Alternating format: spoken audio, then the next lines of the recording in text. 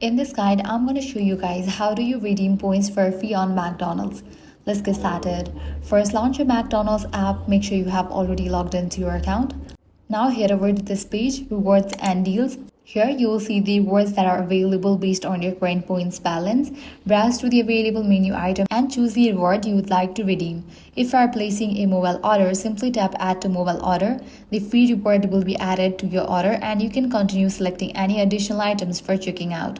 If you are ordering at the restaurant or drive-thru, select your reward and tap use at restaurant.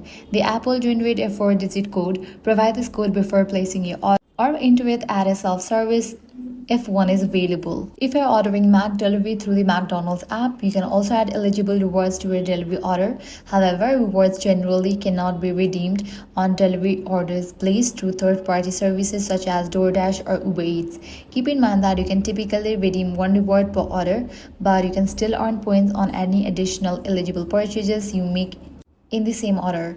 Points also expire after a certain period, so it's a good idea to use them before they expire.